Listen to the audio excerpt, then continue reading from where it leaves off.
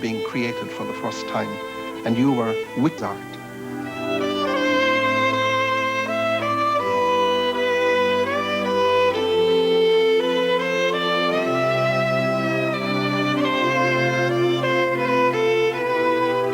Eamon Kelly somehow bridged that gap between the past and the present. He said once that he caught words in flight from Irish to English, and that is a marvellous phrase. They were like birds, and he could create by himself on a stage a whole world of folklore, the world of the imagination.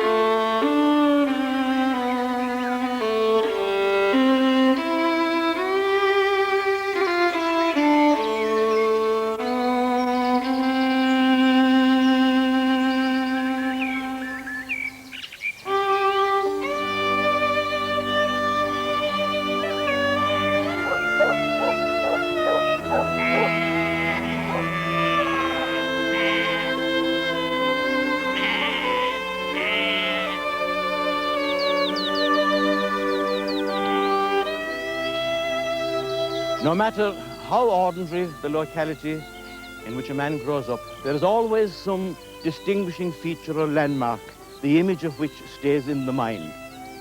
When I was small, this Scullawn stone seemed as tall as a skyscraper. It marks the grave of an ancient warrior, or maybe the last resting place of a local king.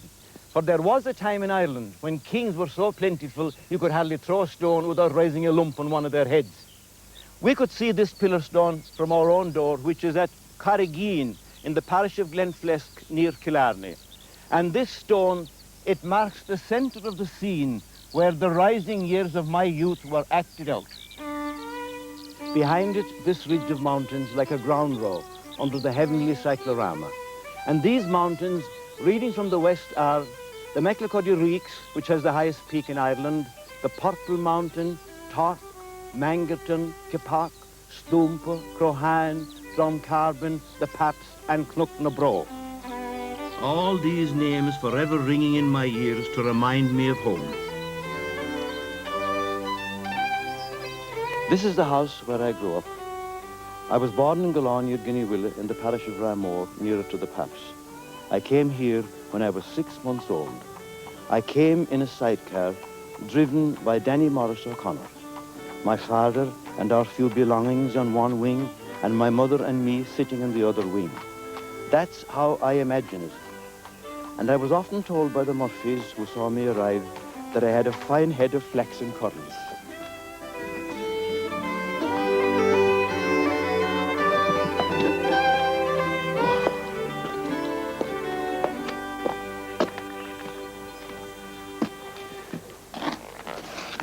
My father was a carpenter, and he made the bed and the chairs and the table and the dresser for the inside of this house. I remember the bed best of all.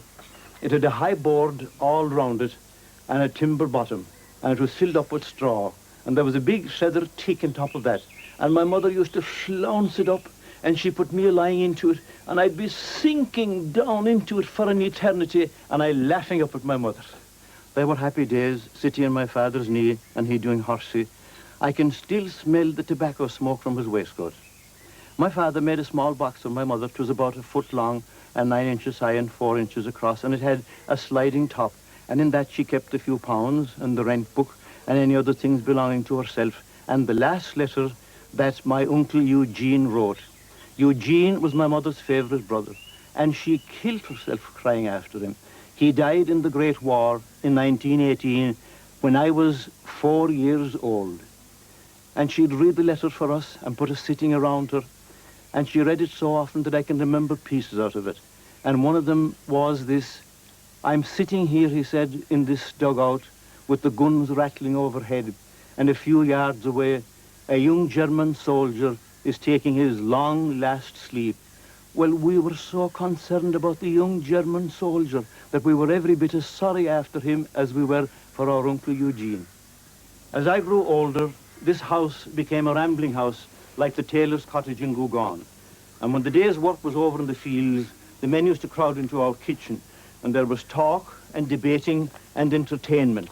People used to say that it was a cross between the Cork Opera House and Dáil Éireann. And the words and the talk that I heard there, I stored away and used them afterwards when it came to my turn to tell stories. Wheelwright of Seanachaí, Eamon Kelly.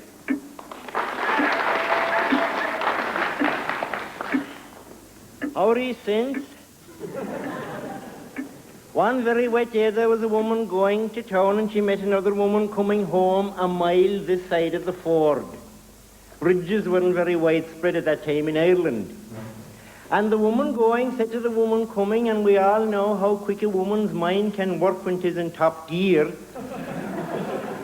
The woman going said to the woman coming, she said, were you in town? What time is it? What price for eggs is the flood high?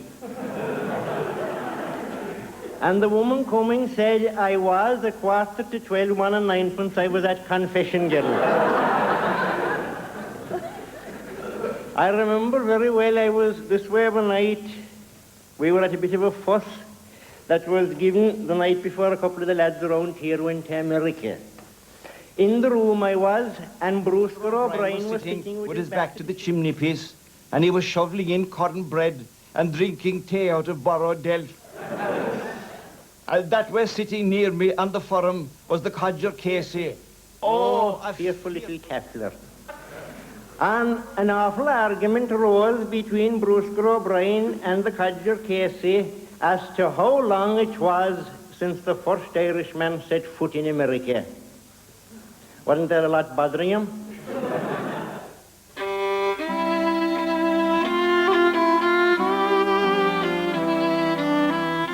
My great-grandfather's house was long and low and thatched. He married a widow woman whose house it was, for he had been evicted out of his own place in Banard. She was one of the Flemings, very good-looking people with curly heads. She had 3 sons, and when they grew up and saw 3 stepbrothers rising up after them, they went away to America. My great-grandfather, he divided the land, small and all as it was, between 2 of his sons, and to the other son he gave a trade, carpentry. That was my grandfather. He taught my father, and my father taught me. One of the farmer's sons built a house of his own, but 2 sons and their families lived on in the old homestead.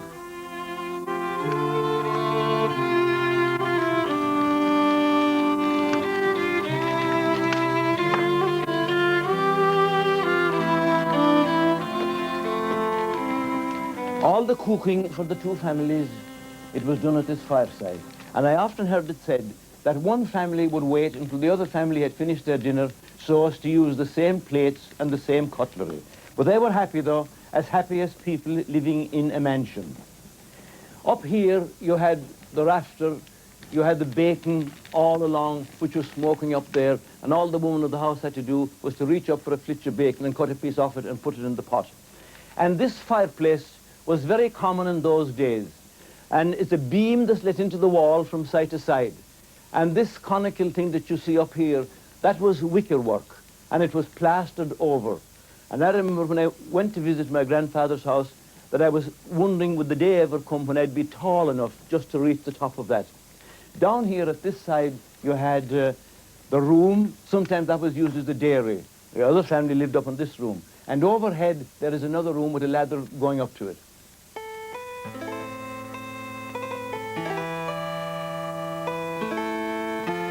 I was over 7 years of age when I first came to this school. And here I am registered in the roll book under the name of Kelly Edmund, Roman Catholic from Carrigean, whose father is a carpenter. What kept you so long, Edmund? I remember the school teacher saying to me, and the other boys, Jerry Mack and Jordanels and Condinine, they were ready to burst out laughing when they heard the teacher calling me Edmund. For at home I was called Ned, young Ned, for my father's name was also Ned. Well, I said the way it was, we were waiting every day until the Tan War would be over. Well, one war isn't over, but another war begins, and the Civil War was raging now. The first Free State soldier I ever saw, I saw him inside in this school, and it was the 2nd of November 1922. And when we were out to play that day, we saw 2 Republican soldiers, and they were walking along the road outside. They were Mícheál O'Sullivan and Denny Connor. And I can see him as plain as if it was yesterday, and the way they were dressed and the bandoliers around them. And we were very jealous of the big boys out of 5th and 6th class, because they were running along by the 2 Republican soldiers, and they were chatting to them, and they were putting their hands on the rifles. The bell went, and we came into school, and about an hour afterwards there was a great commotion. And what happened was, according to the account given by Dorothy McArdle in the Tragedies of Kerry, when the 2 Republican soldiers, when they got over there as far as the top of the hill, they looked down into Clocawn's village, and there was a troop of about 40 Free Staters down there, and they were under the command of Captain Tiny Lyons. They were rounding up Republicans, and these 2 men did not want to be rounded up, so they opened fire on the Free State troops, and they kept them at bay, for a very long time. Finally, 6 Free State soldiers got around at the back of them, and they were hemmed in, and they had to fight for it. And even though that they were wounded, Denny O'Connor, he got away through Scott's Fields below the road here and made a dash for freedom. And Mícheál O'Sullivan, he was wounded too. He got into Jeremiah O'Leary's house, which is second next door to the school. And it was there in the kitchen that the Free State soldiers found him. And though he was wounded and he couldn't use his gun, they dragged him outside the door and they shot him dead. But of course, there were atrocities committed on both sides. When news came to the school that Mícheál O'Sullivan was shot, well, the principal teacher, Mrs. O'Leary, and her daughter, who was the assistant teacher, who was afterwards Mrs. Spillane, they were very upset. And when we saw the anguish in their faces, we didn't know what to do. And the big girls out of 5th and 6th class, they were weeping openly. And it was then I saw the Free State soldier, and he came inside the door, and he had a white coat, and he said that he was a doctor. The coat was open in front, and we could see his uniform. And he spoke to the teachers, and he tried to calm them down, to say that everything would be all right, and that the soldiers would be going away soon.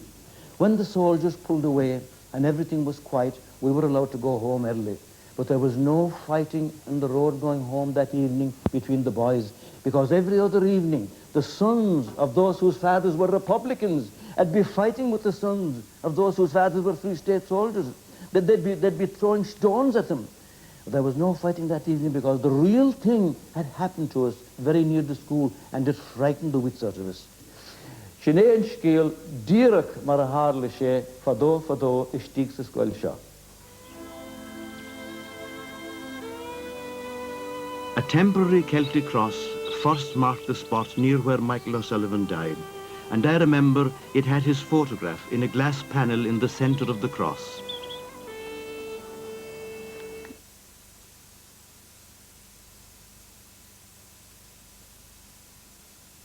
When will you discover the stain-removing power of Vanish Liquid?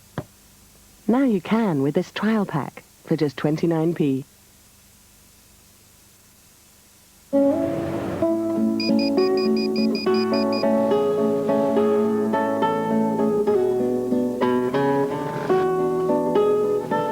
The Nokia 5110 is the first mobile phone with covers you can change yourself in seconds.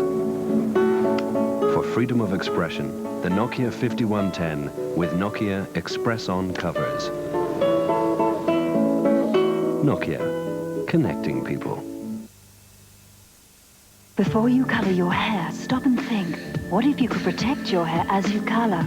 Excellence Cream from L'Oreal. It doesn't drip and really covers grey. What I love is the colour, the healthy feeling.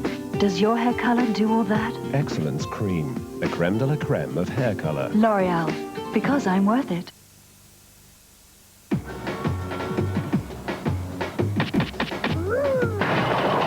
I tried to warn him.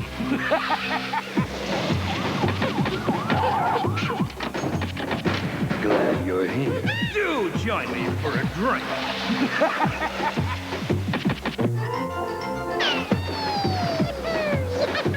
It's so nice when company drops in unexpected. Say, don't have no escaping the taste. Can love endure? Sure. That's why L'Oreal created new Color Endure Stay-On Mascara. It doesn't smudge, it doesn't flake. Of course, it's L'Oreal. But the real surprise is that a mascara that gives beautiful lashes for up to 24 hours just washes off with soap and water. No more smudging or flaking. And no more compromising. New L'Oreal Color Endure Stay-On Mascara. Because I'm worth it. For a mere £4.99, you can enjoy the National Symphony Orchestra in your own home with 2 new CDs on the Naxos label. Bruckner's Second Symphony, conducted by George Tintner, and Rachmaninoff's Third with Alexander Anisimov, both called exceptional records by the toughest of critics. Available from all good record shops, even by your fireside. RTE supports the arts.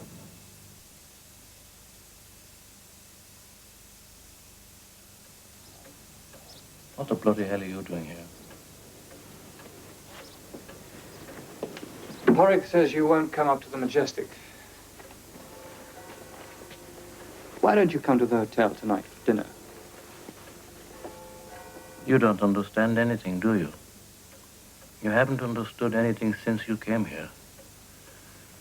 I'm not going into that building to sit at table with the British. And I won't have my own countrymen slaving to feed my belly when they have nothing to put on their own. British blackguard. We'll find a glass in the kitchen.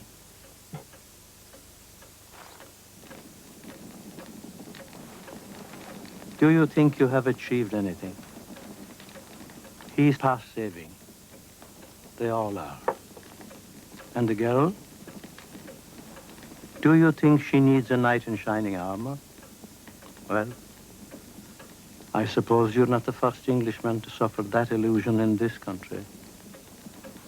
A beautiful woman seems such a solid thing. Solid as granite.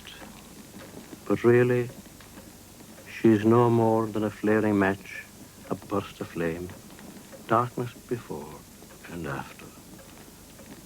You should go now before it's too late. You're right. I must get back. Leave. Leave Ireland. That's my prescription. Leave Kilnalock. There's no place now for a British gentleman like you. I have to stay. At least for the ball. So that's the reason now, is it?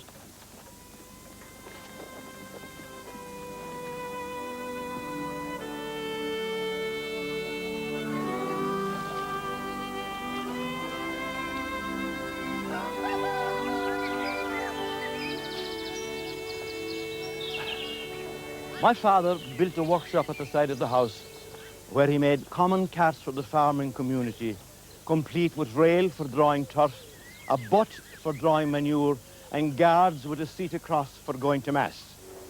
As well, he built and repaired houses, and I remember he was repairing a house for the doctor in Ramore, and he had the sash made, and he was ready to put in the glass, and he was painting the rivet, and he was mixing the putty.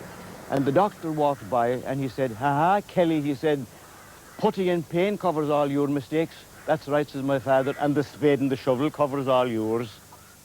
As well, he was a wheelwright. And I think a man who can make a wheel, it's such an intricate affair, he could nearly make a watch. The materials for the wheel, the stock, which is here at the centre, and the spokes, they were of oak, that was of elm, and then the 6 fellows to make the rim, we got them roughly sawn from Lord Kinmare's sawmill. And the first thing that was prepared was the stock. And there were lines going around the centre for the position of the spokes. And then the carpenter marked out the mortices, and with the auger he bored straight down through. The mortise for spoke number 1 had to be directly over number 6, and the same thing for number 3 and for number 9. Because if they weren't plumb, when you put the wheel together afterwards and put it under the cart, you had a drunken wheel.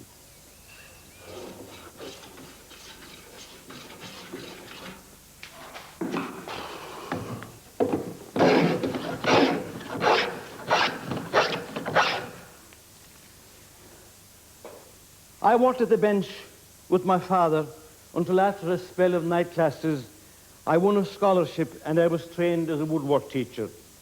I was fortunate enough to get a job in my native county. And my first assignment was as itinerant teacher with 6 weeks courses in woodwork here and there in different parishes.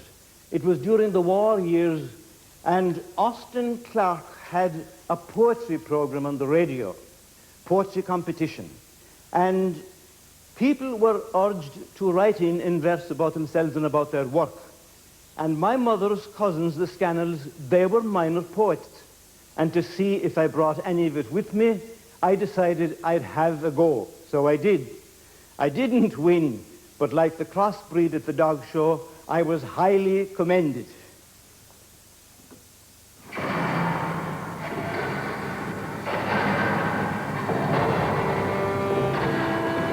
In village halls, mostly unkept, where jiggy youth and jazzy maid in weekly revels reel, I've taught men older than myself woodcraft and the art of wielding sharp steel. Here, far from bombing aircraft and bursting shell, they dig deep trenches in wood or camouflage a loose joint with a knotty excuse. They're happy, though, expressing themselves in rippling wood as artists do in stone and clay. That dark man with the thin white hands wastes the sunny hours inside the village bank. Beside him there, in from the fields, a bony lad. He still smells of horse and cow and new-mown hay. He's the publican, the red-faced man. He'll make his wife a press or a shelf to show his whiskey on. And there's the master. Let him use his Euclid now. I have set him an angular task. And here am I, a small tin god among these men, because I give and look for aught from them. They listen to my tales of pines and blood-red woods from sun-scorched climes, or watch me draw an oak leaf with fruit, the acorn carrying in its womb a baby king. The memory claims and holds these things. The fingers still remain. To eardrums cling the echoing of screaming wood before the lusty plain.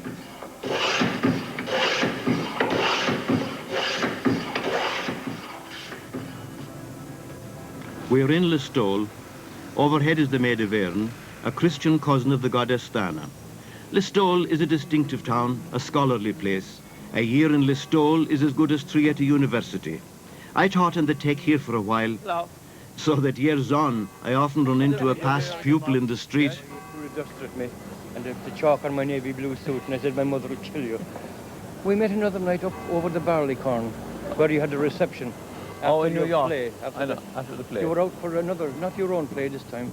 It was a brand Friel play called Philadelphia Here I Come. That's it. And the reception afterwards was upstairs in the barleycorn. I know. And a policeman, a good friend of mine, Captain Pierce Maher, played the bagpipes. Oh, I see. I remember that, yes.